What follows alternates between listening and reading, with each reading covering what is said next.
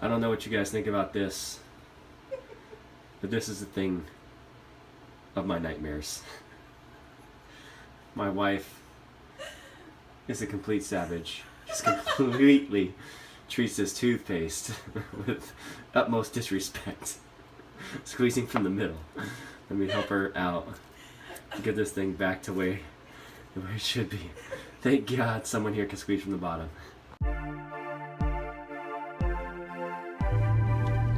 Hey, what's up guys? So on my way to the gym today. Got to get that workout in 4 or 5 days a week. Make sure we're staying healthy. And then we're going to pack up, head down to San Diego for the second half of the micro technical business assistance program that we're doing there. So that should be a lot of fun. We had the business owners set up their social media accounts. These folks were a little bit behind the times when it came to social media, so we had to start from ground zero. I'm going to help them set up their social media accounts, and then I'm going to talk to them about paid advertising, because honestly these days that's just what you have to do to get in front of people when you have when you're trying to advertise through social media. Organic reach right now through Facebook is about 2 to 3%. Instagram just cut their organic reach quite a bit. And so it's really important to set aside a budget to do some paid advertising. If you already have a great audience, that's wonderful, but a great way to build that is just to spend a little bit of money. It could be $5, $10, $20 on some paid advertising to get in front of some people. Make sure you have a good message, good call to action, and hopefully people will subscribe or like your stuff so that you can continue to follow up with them. So we're going to do that tonight, and then we'll probably go to downtown San Diego, and then tomorrow we're going to do some cliff jumping. So that should be a lot of fun. We saw some people doing it last week, but we didn't have our clothes. We didn't have a change of clothes to do that, so hopefully we'll be able to do some of that tomorrow as well. So that should be a lot of fun. One thing I want to know is, if anybody is watching this and they want to get paid speaking engagements, I want to know if you're interested in getting paid speaking engagements. I can talk to you a little bit more about how I got my first ones and how I got started, and how to structure even your first event to make sure that you're successful with that. So if that's something you want to do, make sure you leave a comment down below, and I'm happy to answer that for you, okay? I'll talk to you guys soon. Hey, what's up guys? So workout is done. Something I'm going to do next is, if you can see back here, we have the steam room and sauna right there. Something I've been told is if you do 15 minutes of a sauna or steam room 3 or 4 times a week, it's really good for your health, really good for your skin. And so that's something I try to do at least 3 or 4 times a week. If your gym doesn't have one, you can look for another gym. And a lot of times they're pretty expensive, but for example, 24-hour fitness, if you have a corporate membership of some sort, a lot of times they'll waive the fee and it's like $40 a month. So I highly recommend spending the extra 10 or 15 bucks a month versus one of those discount gyms to get these steam rooms, because they're really good for your health. So I'm gonna hit in there now, and then I'll let you know how it is after. All right, workout is done. That steam room, or excuse me, the sauna is awesome. Spent a good 15 minutes in there. My face is a little red, that's probably why. But man, it just feels so good to just sweat and just get that extra toxins out, man. It feels so good. So highly recommend doing a sauna if you're going to be getting a gym membership. Find one with the sauna. Now we're getting ready to pack up and go down to San Diego. We just got the call from the gentleman who's doing the Airbnb, and he said we can really check in at any time because there was nobody there last night. So we're going to get down to San Diego early, beat traffic, and enjoy the day a little bit before the workshop. You know, that's a nice thing. If you are traveling out of the city to go do a speaking event or a workshop of any sort, if you can get there early or stay a day after, then you can explore the city. So that's pretty cool. A lot of times you can't actually make time for that, but in this case we do. And we're gonna spend most of the day down there in San Diego tomorrow, so that should be a lot of fun. So good times, and we will see you guys there.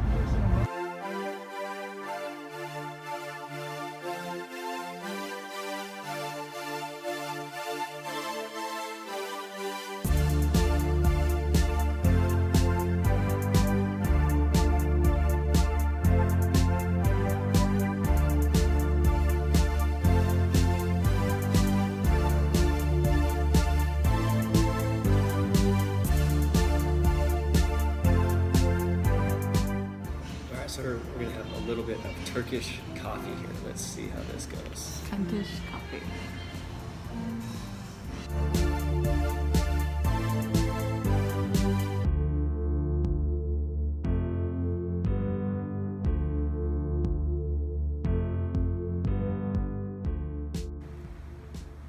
Needs to settle a little bit. We got some coffee grinds on the top.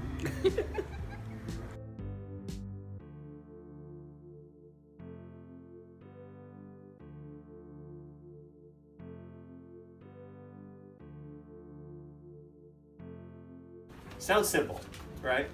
But what are some of the steps that go into having a dentist office? You have money. You have to have money, right? So money. Okay, so what's involved in the money part? You have to get approved by the bank. Okay, so business, Capital. so Yeah, business capital, loan, right? Business loan Okay. was not easy. No, it's not easy. They want a collateral actually. And what goes into a business loan? Good credit.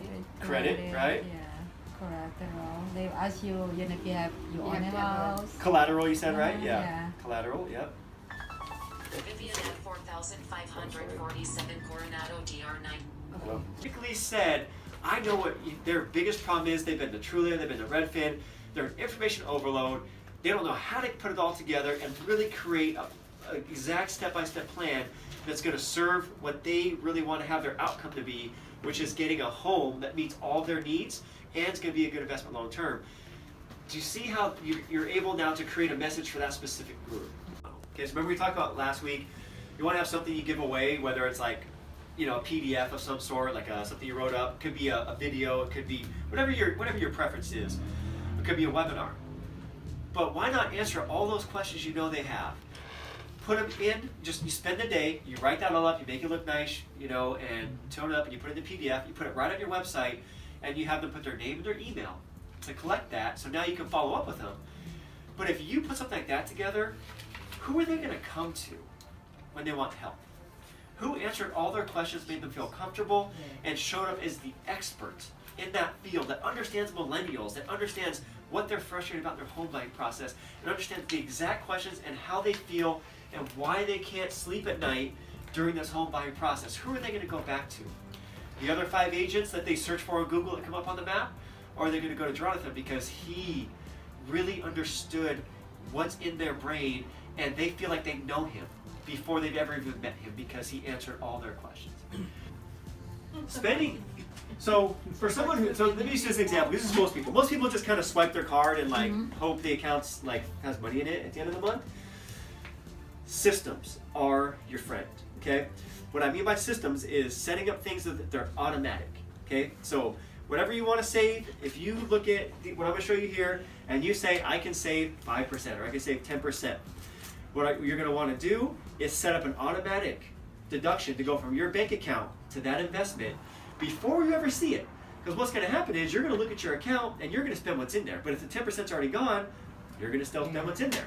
And I guarantee you, 99% of people, if I actually sit with them and do a budget, there's money in there that is gone, right? It just disappears somehow because we get coffee or we get eat out or we do like this and that. It's everybody. Okay, don't feel bad. It just is what it is. But if, you know, my job is to create awareness, right? And we're all guilty here. My job is to create awareness so that you say, okay, I know what I need to do, and I'm going to start doing this today, okay? First thing, if you've never done this before, you just get out all your bills, okay? Get out all your bills, and you find out if you made this minimum amount of money, what would it take for you to live without buying anything extra, okay? So say you have your rent or mortgage, insurance, gas to get to work, sure, it can be transportation, so car payment, whatever it is. Your minimum, if you have any other payments on anything, your utilities, things like that, right? When I did this first activity, I found out, what does it cost me to live if I spent zero extra money going out anywhere? And the first thing I found was like, I had like almost $1,000 that was just disappearing every month. I didn't know where it was going. So then once you figure out what you need, and I'm just going to throw some numbers out. Say it costs you $3,000 a month to live, okay? Basic. This is if you shopped at the store, you didn't eat out, you didn't buy Starbucks or anything like that. What's the minimum number that you need to live? You figure out what that number is, okay? Then you figure out, okay, what's your income or your paycheck, or, well, most of you guys, you're not getting a paycheck. Sorry, what was that? I thought you were gonna put 29. That's a lot of people. If you're in that case where you're literally negative, something has to change. You know, you either need to move Most likely it's rent or it's a car payment. Those are the two things that people overspend on in California that I see the most. They feel they need a certain level of car, and if you're going negative every month, if you have $2,900 and you have a car payment, you need to get rid of that. Rent is another one that in California can be challenging because it is very expensive here. You know, you got to do what you got to do sometimes to get ahead. Do you want to be in retirement with no money, living on other people, or hoping Social Security takes care of you, living in fear? Or do you want to drive a little bit of a lower level car for the next 10 or 15 years and save that money and have $300,000 put aside so that you can have a great retirement and actually do things you want to do, right? So those two things are the first place I go. Eating out is another huge one as well. But let's assume, yeah, eating out is probably another big one for most people. It's pretty easy to get that up, right? But if you take out eating out, this is what I want you to do. Figure out the number. Take out eating out for right now. Figure out what you make. Say you make $4,500. I'm just, again, use this for example. You may make more or less. And, you know, you subtract your $3,000. 15. Yeah, $1,500, okay? Then you gotta look at, and you can either go back through your bills, you can use a system like mint.com, whatever is something easy, but you gotta find out where every single one of these dollars is going. You have to find out where every single one. Okay, and the first time you do this, it's kind of hard, you know, it does. And you're probably not going to get this right for at least 3 months. Like, it takes about 3 months to really get it right, because this is like, it's just, most people have never done it. It's been 46 years or 27 years, and they've never taken the time to figure out where their money's going. But you got to find out where all this money is going. And then you got to be reasonable, okay? It's like, okay, am I spending $1,000 on eating out, and I literally only have $1,500 extra a month, and I'm not saving for my retirement? You don't have to feel guilty. I'm not calling anybody out. I'm not looking at you in the eye and talking to you right now. I'm talking to everybody, okay? But you have to be honest with yourself. If you're spending $1,000 on eating out and you only have $1,500 extra money, your priorities are probably a little skewed, right? So, do I say no eating out? No, but should you set up an automatic transfer to go into an investment account of say $500 a month before you ever see your money? So that way you only eat out $500 and the other $500 goes to other things like, you know, hanging out with friends or whatever it may be. Yes, absolutely. But once you get this money here and figure out what that is, then you create a plan, okay? Minimum 10% saved. If all these numbers are in line and you really had this much money, like if you were living off, say, $3,000 is about 66% of $4,500. Does that make sense? It's 2/3 of that. So if you were living off 66%, it's not bad. Then you save 10%, then that means you would have, what, 23% left over, right? So if you save 10% of your salary, you save $450. Okay, so save $450. And now you have $1,050 to live off of. So if you enjoy eating out, don't like totally constrain yourself and live in a cardboard box because like you don't want to spend any of this money. This is what people get so caught up on, this subject of budgeting and like whatever. But if you have debt, if you have credit cards, you need to pay your credit cards off and get those out of your life, right? Those, it's just crazy. It doesn't make any sense. You want to use them to get points, pay them off, fine. But you got to have some savings. And you want to be putting at least 10% away. And if you don't have any cash saved, I want you to set a goal for yourself of 3 months of your expenses. So in this example, if your expenses were $3,000, just bare minimum, if you had to literally eat like top ramen and like drink tap water, and you could live off $3,000 if you had to, if you lost your job, if you got sick or whatever it is, what would be 3 months of expenses? $9,000, right? So your first goal would be $9K. So if you're saving $450 a month, it's going to take you a year and a half to do that, right? If you already have some savings, it'll take you less. But if you have no savings and no emergency fund, this is called your emergency fund, and you have $1,500 left over, I would say take $1,000, have fun with $500 for 9 months, get this money set aside. Because once you have 3 months of expenses, there's something that's like your stress levels go down, you can breathe, you can relax. As a business owner, you want to have this for your business and personal, okay? So if it costs you $3,000 a month to run your business, to pay the rent, to keep the lights on, to pay your employees, whatever it is, or it's probably a lot more than that. It's probably 10,000 minimum. But you want to have 30,000 of cash as a goal to set aside, because if you had nobody walk in here, if an asteroid hit your business, or like weird things happen, you know, but you want to be able to survive and not be so tight on cash. Okay, so 3 months for your business, 3 months for your personal. 6 months is good, 9 months is good, but minimum of 3. Okay, this will get you through those tough times. Once you get to those, that's when you go to your retirement and you start investing. And you know, 10-15% is good. You know, 20. The more you can do, the better. I don't want to say set a limit, but again, I don't want you to be living in a cardboard box eating top ramen. All right, speaking is done.